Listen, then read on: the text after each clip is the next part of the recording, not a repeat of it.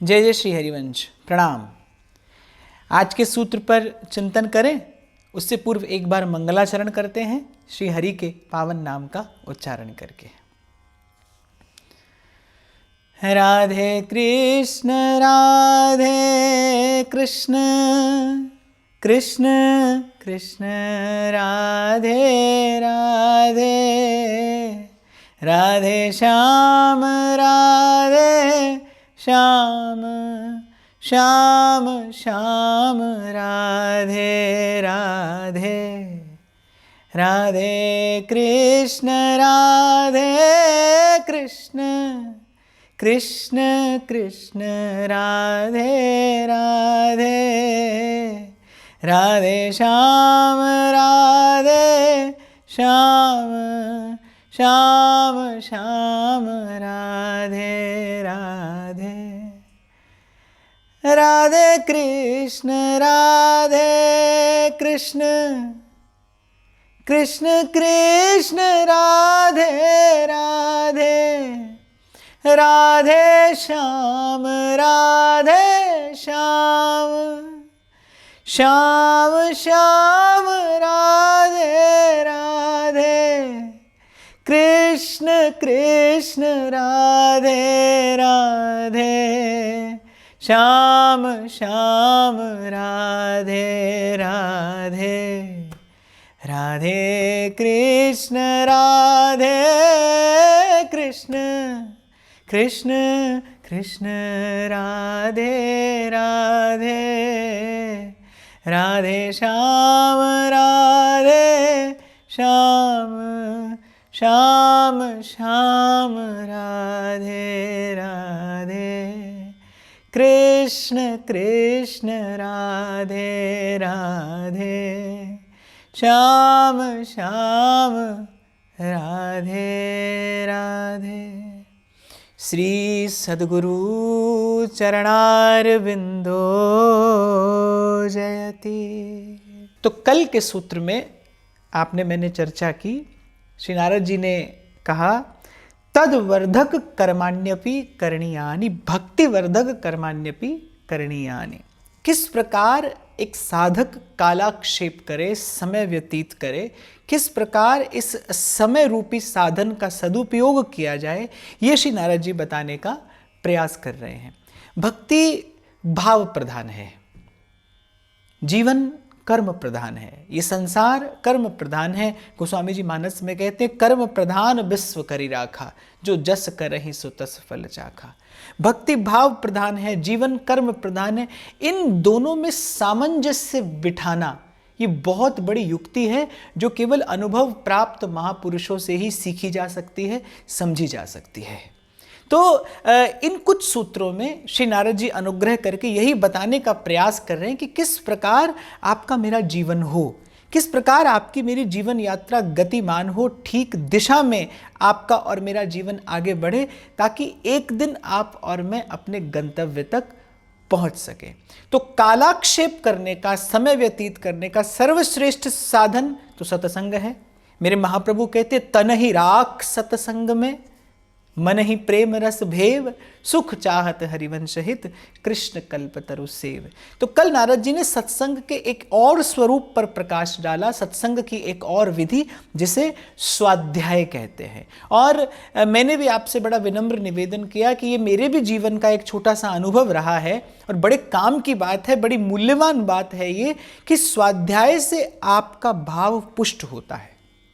जैसे अच्छा भोजन करने से, स्वस्थ भोजन करने से, पवित्र भोजन करने से शरीर के ओज तेज की, बल की, शक्ति की वृद्धि होती है, ऐसे सत्शास्त्र का अध्ययन करने से, सदग्रंथ का अध्ययन करने से, भक्तों के शब्दों को बार बार रटने से, गाने से, दोहराने से जो भजन भाव है उसे बल मिलता है, उसे पुष्टि मिलती है।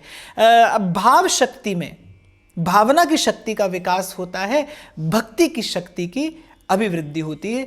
हमारे श्री सेवक जी महाराज तो इतना बल देते हैं इस बात पर।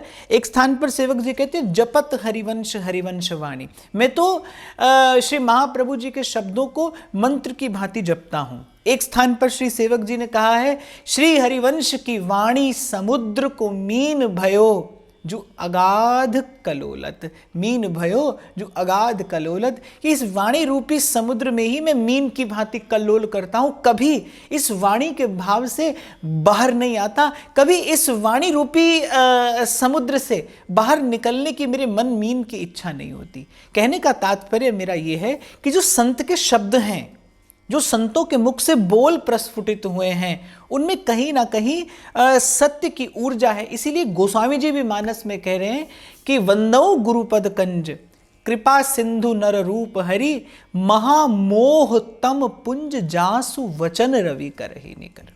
तो ये सत्संग की बड़ी श्रेष्ठ विधा है। और आज के समय का अगर मैं विचार करूं, जब दुर्लभ हो गया है संत का दर्शन, जब सच्चे संत का क्षणार्ध का संग भी कठिन हो गया है, और मुझे लगता है आज नहीं, संत का मिलना तो प्रत्येक समय में, प्रत्येक युग में दुर्लभ ही रहा है। भगवान अपने मुख से स्वयं कहते हैं कि वासुदेव सर्वमिति समहात्मा सुदुर्लभा, भक्त का मिलना दुर्लभ है। नारद जी ने भी कहा महत् संगस्तु दुर्लभो अगम्यो। तो प्रत्येक काल में भक्त का मिलना कठिन रहा है। पर मुझे लगता है कि संत की वाणी का संग करना, संत की वाणी का पठन करना, श्रवण करना, चिंतन करना, मनन करना, ये भी एक प्रकार से नहीं, ये भी पूर्ण रूप से संत का संग करने जैसा ही है, सत्संग ही है।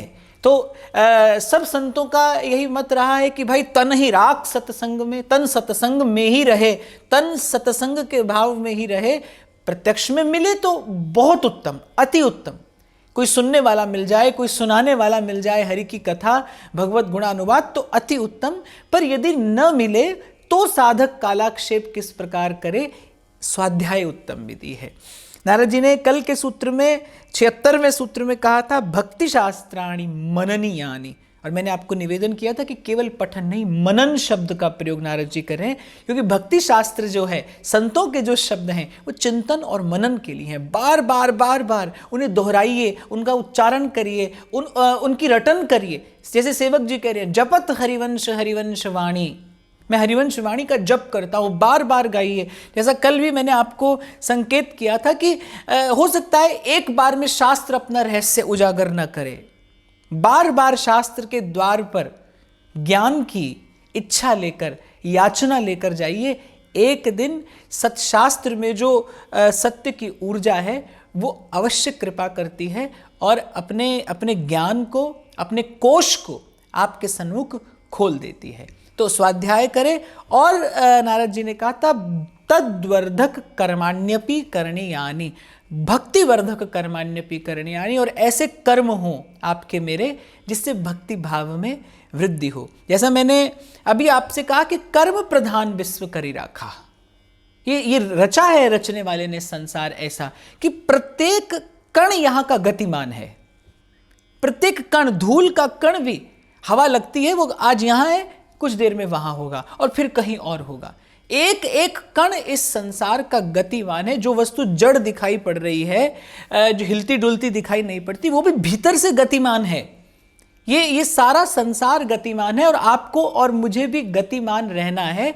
जीवन आगे बढ़े पर ठीक दिशा में आगे बढ़े, इसके लिए आप और मैं क्या करें? श्री नारद जी करें भक्ति वर्धक कर्म जो है वो साधक करे, ऐसे कर्म हो जिससे भक्ति भाव की वृद्धि हो। अच्छा, कोई सोचे कि भाई कर्म करने में तो झंझट है, क्या करें? कर्म छोड़कर एक और बैठ जाते हैं, बस माला लेकर भजन करते हैं।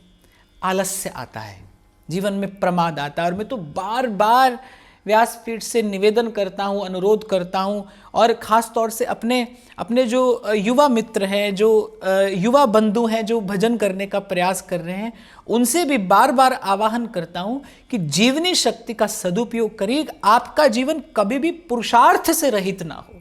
किस लिए करना है? आप यदि ये सोचते हैं कि मुझे आवश्यकता नहीं है, हो सकता है आपको ना हो आवश्यकता, पर आप यदि ये सोचते हैं मुझे आवश्यकता नहीं है तो फिर मुझे क्यों करना है, तो इसका अर्थ है कि आप स्वार्थी हैं। आपको स्वयं के लिए आवश्यकता नहीं है, फिर किसी अन्य के लिए करिए, लेकिन अपनी जीवनी शक्ति का सदुपयोग करिए। सार की बात यह है कि साधक का जीवन कभी पुरुषार्थ से रहित ना हो। आपको एक छोटा सा उदाहरण देकर आगे बढ़ता हूं। श्री गुरु नानक देव जी महाराज जब सारे विश्व का भ्रमण करके लौटे, जब सारे विश्व को उन्होंने प्रेम का, भक्ति का, ज्ञान का संदेश दिया और लौटे, तो जिस स्थान पर आकर वो रहे उस स्थान को कीर्तपुर कहते हैं। किस लिए? क्योंकि श्री गुरु नानक देव जी ने आकर वहां बरसों स्वयं अपने अपने कर कमलों से खेती की, पुरुषार्थ किया, इसीलिए संदेश दिया सारे विश्व को कि किरत करो, नाम जपो, वंड छको।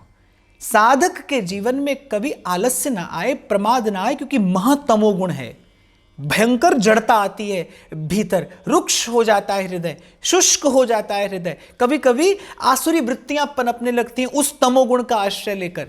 जो तमोगुण आलस्य से आता है, जो तमोगुण प्रमाद से जीवन में बढ़ता है, उस तमोगुण का आश्रय लेकर फिर आसुरी वृत्तियां साधक के भीतर पनपने लगती हैं और वो एक दिन उसका भयंकर पतन करा सकती हैं।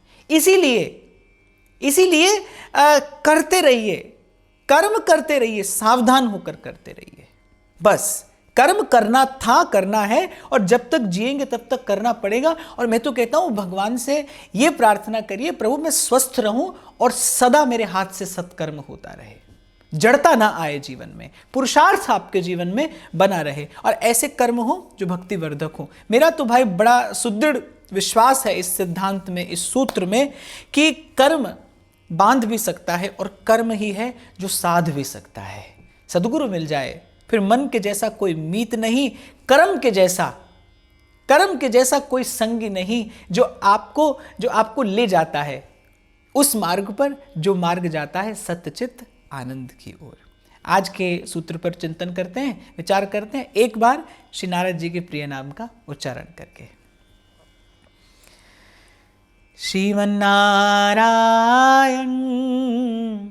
नारायण, श्रीमन्नारायण नारायण नारायण, श्रीमन्नारायण नारायण, श्रीमन्नारायण नारायण नारायण, श्रीमन्नारायण नारायण नारायण, श्रीमन्नारायण नारायण नारायण, भजमन्नारायण नारायण, भजमन्नारायण नारायण नारायण, लक्ष्मी नारायण नारायण, लक्ष्मी नारायण नारायण नारायण, हरि नारायण नारायण नारायण, नर नारायण नारायण नारायण, भजमन नारायण नारायण नारायण। तो आज के सूत्र में 77वें सूत्र में श्री नारद जी कह रहे हैं, सुख दुखेच्छा लाभादि त्यक्ते काले प्रतीक्षमाणे क्षणार्धमपि व्यर्थम न नेयम्। बड़ा महत्वपूर्ण और मूल्यवान सूत्र नारद जी दे रहे हैं। सुख दुखेच्छा लाभादि त्यक्ते, आशा एक राम जी से दूजी आशा छोड़ दे, नाता एक राम जी से दूजा नाता तोड़ दे। सुख दुख इच्छा लाभ आदि त्यक्ते काले प्रतीक्षमाणे क्षणार्धमपि व्यर्थम न नेयम्। यहां जिस भाव की नारद जी बात कर रहे हैं, चर्चा कर रहे हैं, ये बात है, ये चर्चा है विवेक की, विवेक के प्रसाद की। नारद जी कह रहे कैसा हो साधक का जीवन, सुख दुख इच्छा लाभादि त्यक्ते, अर्थात उसका मन चित्त शांत हो, स्थिर हो। साधक का सबसे बड़ा धन क्या है, साधक की सबसे बड़ी संपत्ति क्या है? निर्मल मन और स्थिर चित्त, ये साधक की संपत्ति है। पहले महापुरुषों से जब मिलना होता था तो वो ये नहीं पूछते थे घर कैसा है, संसार कैसा है। साधक होता था तो ये पूछते थे मन कैसा है, चित्त कैसा है, मन शांत है कि नहीं, चित्त स्थिर है कि नहीं, चित्त की वृत्तियों में कहीं बहुत संकल्प विकल्प तो नहीं आ गए। संकल्प विकल्प ही मन का और चित्त का विक्षेप है, यही भजन के मार्ग का विक्षेप है। और ये होता है कब? जब विवेक शक्ति शिथिल पड़ जाती है, जब सोने लगता है विवेक। क्योंकि सत्संग की कृपा से अगर जगा रहे विवेक, विवेक अर्थात सत्य का और असत्य का बोध हो जाए, जब सत्य और असत्य का ज्ञान हो जाए। सत्य क्या है? सत्य हरि भजन, और असत्य क्या है? जगत सब सपना। हरि का भजन सत्य है। संसार में, इस जीवन में सुख हो तो भी हरि का भजन सत्य है, दुख हो तो भी हरि का भजन सत्य है। और वैसे भी अगर विवेक शक्ति का सदुपयोग करें, विवेक के आलोक में, ज्ञान के प्रकाश में यदि देखें, तो कितनी बार तो सुख दुख आते रहे और जाते रहे। ना तो आप और मैं कभी सुख को पकड़ पाए, ना कभी दुख ही जीवन में बना रहा। सुख भी आता रहा और जाता रहा, दुख भी आता रहा और जाता रहा। इसीलिए तो इसका नाम संसार है। संसरति इति संसारः, इसीलिए तो इसका नाम संसार है। यहां कुछ भी स्थिर नहीं है, कुछ भी रहने वाला नहीं है। और दूसरी बात, ये तो केवल मनुष्य के मन का भ्रम होता है कि वो कहता है कि ये मांगा ये मिल गया, ये मांगा ये मिल गया। न भाई, रत्ती घटे न तिल बढ़े, जो लिख दी करतार, कर्म प्रधान विश्व करी राखा। जो जस करें सो तस फल चाखा। पूर्व में जो किया, प्रारब्ध संचित क्रियमाण कर्म, उसका परिणाम ये जीवन आज है। आज जो किया जा रहा है वो कल परिणाम आएगा। और यही क्रम, यही काल का दुष्चक्र जिसमें बंधा है जीव, यही अनंत काल से चलता आ रहा है और चलता रहेगा। इसमें कौन बड़ी बात है? इसमें कौन बड़ी बात है? ये चारों ओर दृष्टि उठाकर देखिए, सभी के साथ यही तो होता आया है और यही तो होता रहेगा। तो यदि विवेक जगे साधक का, तो वो जान ले कि भाई सुख भी असत है और दुख भी असत है, और एक प्रकार से दोनों ही बंधन में डालने वाले हैं। तो न तो सुख से लेना हो और न देना हो। जैसे कबीर साहब कह रहे हैं ना, हमारा यार है हम में, हमन को इंतजारी क्या, जो बिछड़े हैं प्यारे से, भटकते दर बदर फिरते, हमारा यार है हम में, हमारा यार है हम में, हमन को दुनिया से यारी क्या, हमन है इश्क मस्ताना, हमन को होशियारी क्या। कछु लेना न देना, और अपने अंतर मन के, अपने और अंतर के निजानंद में, स्वरूपानंद में, भगवदानंद में, भजनानंद में मगन रहना। न तो सुख की इच्छा हो, न दुख का भय हो। और ये संभव है, ये संभव है कब? जब चित्त की वृत्ति स्थिर हो जाए, विवेक का आश्रय लेकर, आधार लेकर। और विवेक मिले कैसे? सतत सत्संग। सत्संग से विवेक मिलता है। विवेक से ही इस संसार के स्वरूप को और स्वभाव को जाना जाता है, समझा जाता है। तभी मन शांत होता है और चित्त स्थिर होता है। मन की शांति कोई रुपया देकर खरीदने वाली वस्तु नहीं है। एक प्रक्रिया है मन को शांत करने की, एक प्रक्रिया है चित्त को स्थिर करने की। ये विधि है जो संतों से और गुरुजनों से शनय शनय उनके चरणों की सेवा करके सीखी जाती है। धीरे धीरे मन शांत होता है भाई, होते होते मन शांत होगा। तभी कबीर साहब कह रहे हैं, तेरी बनत बनत बन जाए, होते होते मन शांत होगा। भगवान कह रहे हैं, अभ्यासेन तु कौन्तेय वैराग्येण च गृह्यते। ये भगवान का श्रीमुख वाक्य है। होते होते मन शांत होता है, चित्त स्थिर होता है। और जब मन शांत और चित्त स्थिर हो जाए, अर्थात साधक को संपत्ति प्राप्त हुई है। और जैसे एक निर्धन व्यक्ति अपनी संपत्ति की रक्षा करता है, ऐसे ही साधक को भी मन की शांति, मन की निर्मलता और चित्त की स्थिरता रूपी इस दैवी संपत्ति की रक्षा करनी चाहिए। दैवी संपत्ति है। तो नारद जी कह रहे हैं कि न तो सुख की इच्छा हो, लोभ हो, और न दुख से भय हो। विवेक के आलोक में देख लिया जाए, जान लिया जाए, सुख भी आया है जाने के लिए, दुख भी आया है जाने के लिए। सुख दुख और न इच्छा। किस बात की इच्छा? आज तक भी संसार की इच्छा करके दुख पाया है। हाँ, लेकिन ये जाना जाता है, अनुभव किया जाता है विवेक से। आज तक भी तो संसार की इच्छा करके पीड़ा ही पाई है, दुख भी पाया है। और एक बात गांठ बांध लीजिए भाई, संसार की इच्छा का परिणाम केवल संसार है। मैं तो कई बार छोटा सा उदाहरण देता हूं कि नींबू है, थोड़ा सा निचोड़ो तो भी खट्टा, पूरा निचोड़ दो तो भी खट्टा। संसार से इतना मिले तो भी संसार है, बहुत मिल जाए तो भी संसार है, सब कुछ मिल जाए तो भी अंत में है संसार ही। और संसार अर्थात अस्थिरता, संसार अर्थात द्वंद्व, संसार अर्थात भ्रम, संसार अर्थात जन्म और मरण का दुख, जन्म और मरण की पीड़ा, इसी का नाम संसार है। दुखालयम शाश्वतम, नानक दुखिया सब संसार। तो थोड़ा मिल जाए तो भी दुख है, बहुत मिल जाए तो भी दुख है, और मैं तो कहता हूं सारा मिल जाए तो भी दुख है। परिणाम अंततः पीड़ा है। इसीलिए मेरे महाप्रभु कह रहे हैं, सुख चाहत हरिवंश हित कृष्ण कल्प तरु से। अरे मन सुख चाहता है तो देर न कर मानुष को तन पाए, भजो ब्रजनाथ को। देर मत कर, सकहीं तो सब पर पंच तज, और कृष्ण कृष्ण गोविंद कहे, कृष्ण कृष्ण गोविंद कहे।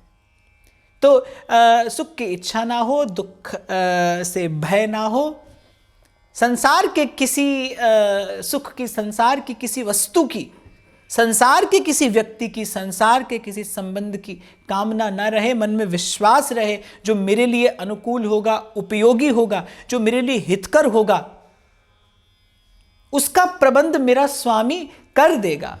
मेरे मालिक को रहती है मेरी हर बात की चिंता, चरण पर रख दिया जब माथ तो किस बात की चिंता, हमारे साथ हैं जब आप तो किस बात की चिंता। काले प्रतीक्षमाणे, प्रतीक्षा रहे कि आशा रख पगली आएंगे, प्रभु के आगमन की प्रतीक्षा रहे। पूर्व भी एक बार चर्चा हुई थी तो मैंने आपको कहा था कि ये जो मन के संकल्प विकल्प है, यही आपके मेरे भीतर शोर मचाए हैं। एक बड़ा कोलाहल है भीतर, तभी प्रभु के आगमन की वो मधुर ध्वनि आपको मुझे सुनाई नहीं पड़ती। जिसका मन शांत हो गया, निर्विकार हो गया, चित्त स्थिर हो गया, वही तो गाता है मीराबाई सा की तरह।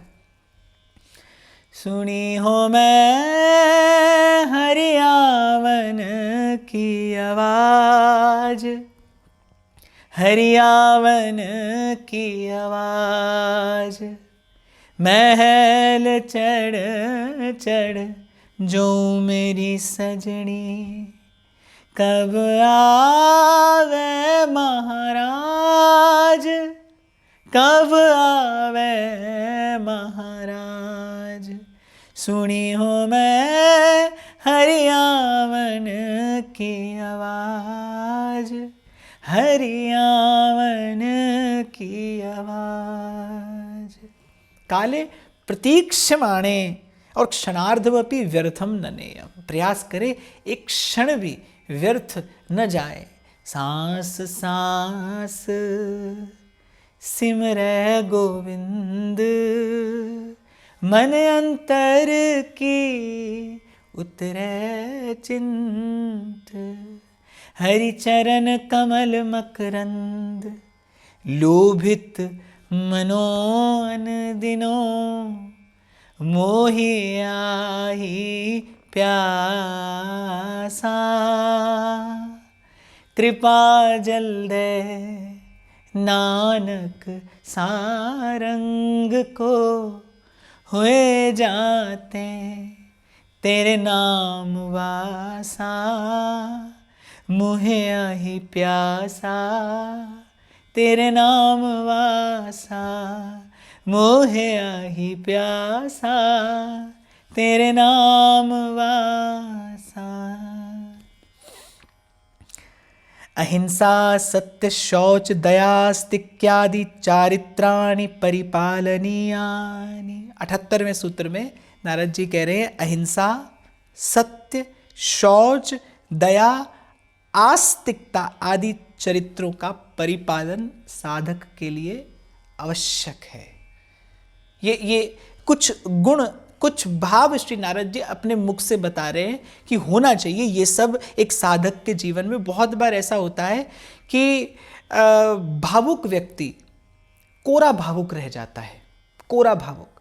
जबकि मेरा ऐसा मानना है कि भाव तो शिखर है भक्ति का, भाव तो सबसे अंत में प्राप्त होता है, आरंभ में नहीं। आरंभ में तो वो मन की चंचलता हो सकती है, वो उच्छृंखलता भी हो सकती है, पर वो भाव जिसमें वस्तुतः भगवान विराजमान होते हैं, वो भाव जिससे भगवान ग्रहण किए जाते हैं, वो भाव तो बड़ी लंबी साधना के बाद साधक को प्राप्त होता है, जिसे वस्तुतः भाव कहना चाहिए। भाव तो मुझे लगता है सर्व सुंदर है, वो तो सबसे सुंदर है, सर्वोत्तम, सर्वोपरि, क्योंकि उससे भगवान जाने जाते हैं, भगवान समझे जाते हैं, भगवान विराजमान होते हैं उस पर। कई बार कहा भी मैंने व्यासपीठ से कि प्रज्ञा के अभाव में कई बार कोरी भावुकता भटक कर रह जाती है, वो कहीं नहीं पहुंचती।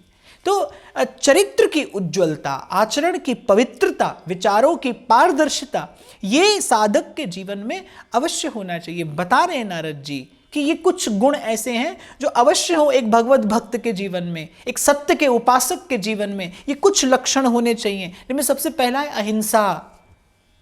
मन से, वचन से, कर्म से हिंसा ना हो। हिंसा अर्थात किसी के तन को, किसी के मन को, किसी की भावना को, किसी की आत्मा को पीड़ा ना पहुंचाई जाए। बाबा बुल्ले शाह तो कहते हैं, बुल्लिया मंदिर टा मसीदा टा जड़ा कुछ टहंदा, पर कदे ना टावी दिल किसे दा, मेरा रब दिला विच रहंदा। ध्यान रखना कि भक्त का अपराध तो कदापि ना हो, प्रयास किया जाए कि प्राणी मात्र में किसी का अहित चिंतन आपके द्वारा ना हो, मन किसी का अहित का चिंतन ना करे, तन से कोई ऐसी क्रिया न बन पड़े जिससे किसी को पीड़ा हो। वाणी से ऐसी वाणी बोलिए मन का आपा खोए, औरन को शीतल करे आपम शीतल होए। बहुत बार बड़ी भारी चोट, बड़ी भयंकर पीड़ा पहुंचा देते हैं हम किसी को केवल अपशब्दों का प्रयोग करके, कठोर शब्द का प्रयोग करके। साधक सावधान रहे। सबसे पहली भाव ना जो नारद जी कह रहे हैं साधक के जीवन में हो, अहिंसा। और अहिंसा केवल तन से नहीं साधी जाती, मन से भी अहिंसा, तन से भी अहिंसा, वाणी से भी अहिंसा। मनसा वाचा कर्मणा, किसी भी जीव का, प्राणी मात्र का ना तो अहित चिंतन किया जाए, ना अहित साधन किया जाए। सत्य, कई बार बड़े विस्तार से इस विषय पर आपसे चर्चा हुई। जिसके जीवन में वाणी के सत्य का आदर नहीं है, वो भाव के और विचार के सत्य पर कभी नहीं पहुंच सकता।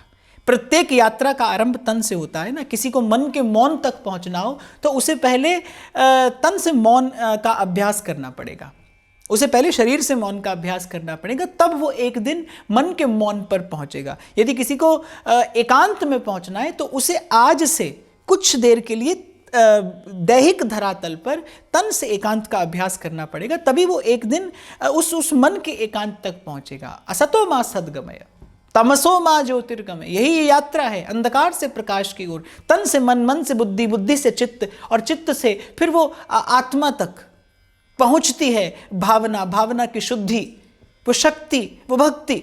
आरंभ तन से होता है। तो जो अपने जीवन में जो वाणी से सत्य का अनुष्ठान नहीं कर सकता, जो जीवन में सत्य का आदर नहीं करता, वो भगवान का भक्त कभी नहीं हो सकता। मेरे तुलसी बाबा तो बड़ी सीधी सी व्याख्या कर देते हैं धर्म की और अधर्म की। सांच बराबर तप नहीं, झूठ बराबर पाप, जाके हृदय सांच है, ताके हृदय आप। महाभारत की घटना याद आ रही है मुझे। श्री कृष्ण कह रहे हैं युधिष्ठिर से कि धर्मराज, आपको कहना होगा युद्ध के मैदान में, आपको रणांगण में ये बात अपने मुख से कहनी होगी कि अश्वत्थामा मारा गया। पर युधिष्ठिर कह रहे हैं, प्रभु त्रिलोकी का राज्य भी मिले तो भी मैं असत्य भाषण नहीं कर सकता। किसे कह रहे हैं? श्री कृष्ण को कह रहे हैं, जो स्वयं परम सत्य हैं। पर युधिष्ठिर ने कहा कि केशव, त्रिलोकी का राज्य भी मुझे मिलता हो तो भी मैं असत्य भाषण नहीं करूंगा। और शायद यही कारण था कि द्वारिकाधीश, वो अनंत कोटि ब्रह्मांड नायक, वो भक्त जन जीवन सर्वस्व, पक्षपात करके पांडवों के पक्ष में जाकर खड़े हुए और उन्हें विजयश्री दिलाई, क्योंकि पांडव सत्य के पक्ष में थे। श्री कृष्ण पांडवों के पक्ष में नहीं, श्री कृष्ण तो सत्य के पक्ष में खड़े थे। जहां के हृदय सांच है तहां के हृदय आप। अभ्यास करना चाहिए प्रत्येक साधक को जो स्वयं को साधक बनाने का प्रयास कर रहा है। एक और बात आपको बता दूं यहां चलते चलते, सिद्ध हो जाना बड़ा सरल है। सिद्ध हो जाना, सिद्ध का स्वांग रच लेना, सिद्ध की सी भाषा बोलने लगना, सिद्धों के से शब्दों का प्रयोग करने लगना, कोई बड़ा प्रयास नहीं करना पड़ता इसमें। मैं अपने अनुभव से बता रहा हूं, कोई बड़ा प्रयास इसमें नहीं करना पड़ता। पर जीवन में साधक हो जाना बड़ा कठिन है। पल पल चेष्टा हो, पल पल प्रयास हो स्वयं को साधने का, स्वयं के जीवन को सुंदर बनाने का। और मैंने तो संतों से यही सीखा है, भाई अंतिम समय तक साधक बने रहना, अंतिम समय तक साधक बने रहना, क्योंकि भक्ति के मार्ग पर अंतःकरण की शुद्धि ही एकमात्र सिद्धि है। मन की निर्मलता, निर्मल मन जन सो वही पावा। सत्य का अनुष्ठान हो आपके जीवन में, सत्य का व्रत हो आपके जीवन में। शौच अर्थात तन की और मन की पवित्रता, साधन की पवित्रता, इसे मैं संक्षेप में ही कह दूंगा। तन की शुद्धि होती है स्नान से, धन की शुद्धि होती है दान से, सेवा से, और मन की शुद्धि होती है प्रभु के ध्यान से। राधा वल्लभ लाल को हृदय ध्यान मुख नाम। भक्त के लिए यही शौच है, उसका तन मन धन शुद्ध रहे, पवित्र रहे। तन शुद्ध होता है स्नान से, धन शुद्ध होता है दान से, सेवा से, और मन शुद्ध होता है अपने इष्ट के ध्यान से। राधा वल्लभ लाल को हृदय ध्यान मुख नाम। दया जो कलयुग का धर्म है, धर्म के 4 चरण हैं। सतयुग में चारों रहते हैं, सत्य तप शौच दया। त्रेता में 3 रह जाते हैं, तप शौच दया। द्वापर में 2 ही चरण रहते हैं धर्म के, शौच और दया। और कलयुग में तो केवल एक ही चरण शेष रहता है धर्म का, और वो है दया। जीवे दया नामे रुचि। सेवक जी महाराज कह रहे हैं, सब जीवन सो प्रीत रीत निबाहत आपनी। दया का भाव रहे, किसी पीड़ित को देखकर आपके मन में भी पीड़ा का उद्रेक हो जाए। करुणा, दया, यही भाव हैं जो सतत अंतःकरण का मार्जन करते रहते हैं। पड़ जाती है ना विषय विकारों की धूल संसार में व्यवहार में रहते हुए, ये जो दया का भाव है। इसीलिए साधकों से मैं सतत निवेदन करता हूँ, बार बार आपसे कहता हूँ, कुछ क्षण हो आपके जीवन में जब आप नाम जप करें, अपने लिए नहीं, सर्व के हित का विचार करते हुए। अपनी करुणा का जल तू बहा दे, कर दे पावन हर एक मन का कोना। दया का भाव अंतःकरण को नित्य प्रति शुद्ध करता रहता है, पवित्र करता रहता है। और एक और बात नारद जी कह रहे हैं, आस्तिक्य आदि चारित्राणि परिपालनीयानि। आस्तिकता ये एक साधक के जीवन में बनी रहे, इसके लिए आवश्यक है सत्संग सतत रहे। तो आज के इन 2 सूत्रों में बड़ी महत्वपूर्ण बात श्री नारद जी ने कही। ये बड़े मूल्यवान 2 सूत्र हैं।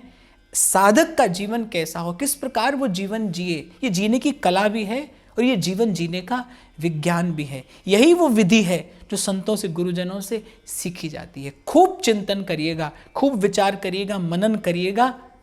चिंतन से, विचार से, मनन से ज्ञान ग्रहण किया जाता है, ज्ञान के आलोक को प्राप्त किया जाता है। श्री हरिवंश। प्रणाम।